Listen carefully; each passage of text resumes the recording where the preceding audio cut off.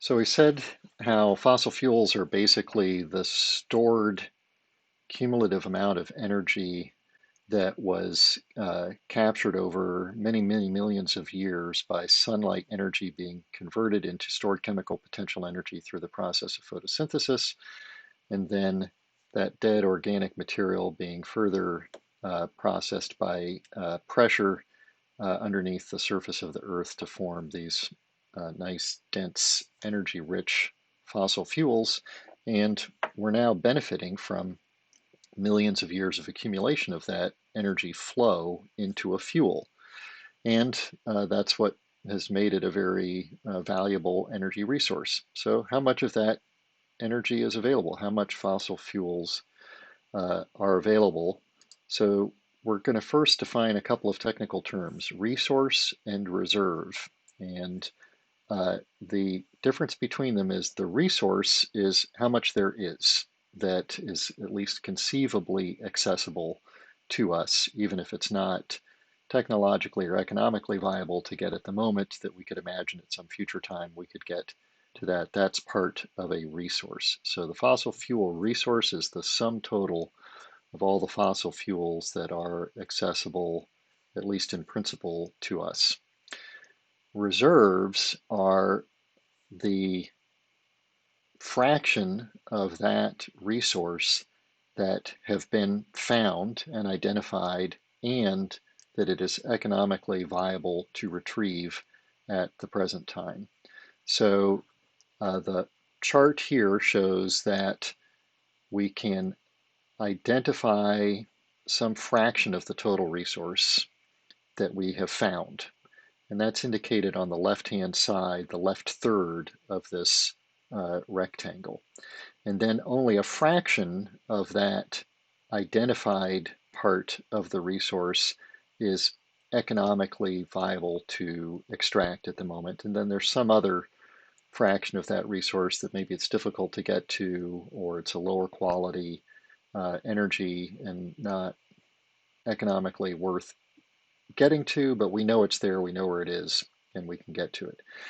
Then we have some additional part of the total resource that has not been discovered, but based on our sort of rates of discovery and the parts of the planet that have been explored, we can extrapolate and estimate how much that is. So there is some estimate of the total resource that is an extrapolation of what we have already discovered. And so that lends a little bit of uncertainty to how much fossil fuels there are. But resource is how much there actually is. Reserve is how much that we have identified and found, and we can use it today.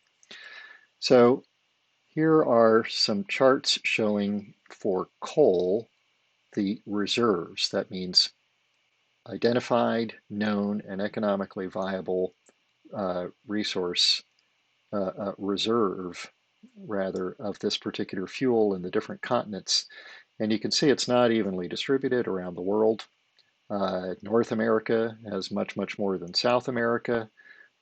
Eurasia and Asia have much, much more than Europe and Africa, for example. The charts, the total height of the chart shows the total reserve of coal in billions of tons for that continent. And then the blue part of the chart, the bar within the bar, is showing the amount of that that is within the country with the greatest fraction of the reserve for that. So for example, in Eurasia, Russia has the majority of the coal reserve. In North America, almost 100% of the coal reserve in North America is in the United States, and very little in Mexico or Canada. In Asia and the Middle East, China's got maybe it looks like 40% from the height of that blue bar, and the rest of the coal reserve is spread around. If we go to the next slide, we're now looking at the oil reserves. So it's the same kind of chart, but instead of looking at coal, we're looking at oil. And here we see a very different sort of distribution. Again, it's not evenly distributed around the world. And again, these are the reserves the fraction of the total resource that's been found and identified and is economically viable. And you can see Middle East is a very important region of the planet for oil. And Saudi Arabia has maybe 1/3 of the oil reserves in all of the Middle East. In North America, most of the oil reserves are in Canada. The next chart's showing a little bit more breakdown of where oil and natural gas are available.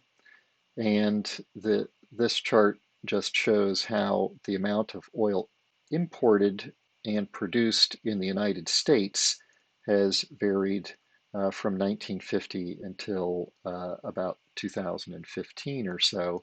And you can see there are big fluctuations, big increase in imports in the mid 70s, and then a drop as we increased efficiency for automobiles, so we didn't need as much, then a big increase again, coinciding with a decrease in domestic production, and then starting around 2009, a dramatic increase in domestic production of oil from US oil reserves and a corresponding decrease in the amount imported.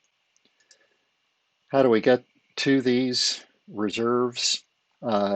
It's fairly impressive technology, but to get to oil, they can actually drill down from a single wellhead and reach multiple deposits, and these things can go quite deep, and the drills can bend and turn to get to these underground deposits. And there's been, as you're probably aware, an increasing move towards extracting oil that is underneath the seafloor. And so for the United States, a lot of that is coming from underneath the bed of the Gulf of Mexico. And those offshore rigs, as it shows here, produce a significant fraction of the world's oil. And of course, those wells are going through the water and then some significant distance underground beneath the ocean floor. For natural gas and some other types of oil, shale oil, a process called hydraulic fracturing, nicknamed fracking, is used, where high pressure liquids are pumped underground to create cracks and expand them so that the valuable fossil fuels can be extracted. That forces those flows into places where they can be extracted from the ground. Environmental consequence of fracking, of course, is that you're introducing those chemicals into the environment that way. But that development of that technology has changed the balance of the reserves of the different types of fossil fuels. So remember, reserves are the fraction of the resource that are economically viable to extract. So if you have a development of a new technology that can make the reserve bigger, there's some of this stuff that we knew was there, but said maybe it's too hard or too expensive to get to, but is now more economically viable. And if you remember from a few slides back, the majority of the oil reserve in North America is in Canada. It's not the particularly cheap type of oil to extract. It's in a form called tar sands, which is a sludgy material as shown here. And that material is more expensive to process and transport than liquid oil that you're more familiar with seeing. So that's some of the technologies and some of the definitions just having to do with what's a resource and a reserve and how they're distributed very unevenly around the planet. And then the question is, how much of it is there and how fast are we using it and when will we run out? So this chart shows fossil fuel consumption. We saw this earlier in the module since 1950, and you can see the growth in the consumption of different types, coal, oil, and natural gas has roughly increased by a factor of 5 from 1950 to 2010, from about the equivalent of 2 billion tons of oil to over 10 billion tons of oil. And how we can estimate how long this will last is we could say, okay, if I take our current consumption rate and look at what our reserves are, that is our known estimate, our known identified uh, areas or amounts of coal, natural gas, and oil that we can get to economically. We just say that the reserves amount to a certain amount of energy and we're using energy at a certain rate, and we could just take the total reserve, 6,000 exajoules is what EJ stands for, divided by the current rate of energy consumption on the planet, 170 exajoules per year, and you end up with 35 years remaining. At the same time, our consumption of oil is increasing by 1 to 2% per year. And you remember from our discussion of exponential growth, 2% per year means doubling in 35 years. And you can see that, in fact, the amount of oil used from 1950 to 2010 has far more than doubled. It was much less than 1 billion tons of oil in 1950, and it's something like 3 billion tons of oil, or 4, in 2010. So if you take that growth in our demand for oil into account, there's a shorter amount of time before we would run out. China's economy has been growing the fastest in the world, and their consumption of energy has been increasing, therefore, the fastest in the world. So their oil consumption increasing at 8% as of a few years ago when this chart was made. If we extrapolate that out to 2050, their consumption goes from 9 million barrels a day to 200 million barrels a day in only 40 years. So you've got competing processes going on, and increasing demand for the resource and a finite amount of that resource.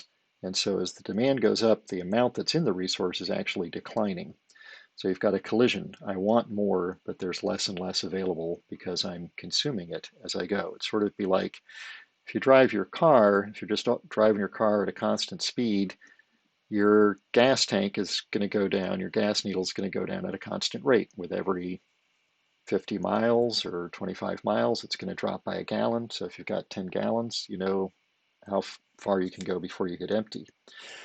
But with the expansion of energy consumption in the world, it means that, with a car analogy, it would be like it takes me 1 gallon of gas to go my first 25 miles, but then my next 25 miles I use 1.5 gallons of gas because the population is growing, the civilization is becoming more energy dependent and more energy intensive. So then the needle drops a little bit further for that next 25 miles. Instead of from 10 to 9, it now drops from 9 to 7.5. Then the next 25 miles, I grow another X percent, and instead of using 1.5 gallons, this time I use 2 gallons, so it drops from 7.5 to 5.5.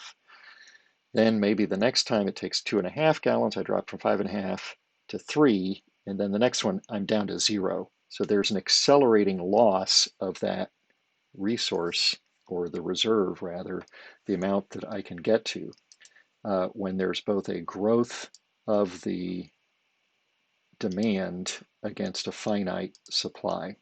So it's not just like we're driving down the road consuming a steady amount. We're consuming a greater and greater amount as we go, which would be like driving your car where the gas mileage gets worse with each mile you drive.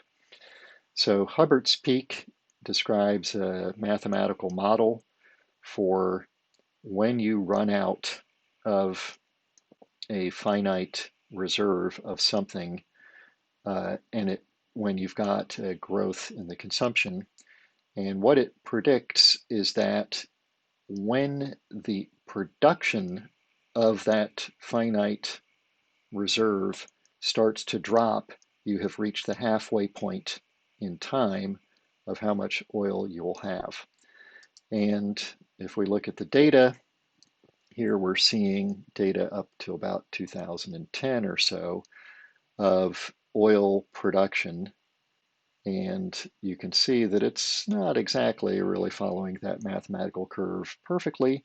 There's some bumps and wiggles here, but it is roughly following that. And if we use the mathematical model, it predicts we hit a peak in around 2024 or 2025, and then we follow the rest of that curve down, and it predicts that oil production drops essentially to zero about 100 years from now. The problem with that is, of course, when the production drops to zero is not when you start to have problems. You start to have problems far before that because the production is dropping after 2025, but the demand is increasing. Here are just some other models showing different peaks, and notice this U.S. oil production rollover in 1970 was since reversed, and there was an increase starting in 2009 that we saw on a previous slide. So there's some estimation involved in these calculations for when we will run out of oil or the other fossil fuels, but the two takeaway points are that the resource is finite. The reserve can expand as we get new technologies, but it's a finite amount, and the demand has been increasing exponentially. At a certain point, that means that you sort of fall off a cliff, like with that car driving example. You go from getting 25 miles for every gallon to, at the end, all of a sudden, it takes 3 gallons to go that last 25 miles, and you run out much more quickly than you might have predicted at the beginning. So there are some strategies to address that. We can't do anything about the total amount of oil or coal that there is, but we can do something about the exponential growth in the demand for it. So if we decrease the demand for it, then we avoid a sort of cataclysmic, sudden depletion of our available fossil fuel reserves. And one way to do that is through policies and making it a less attractive source of energy.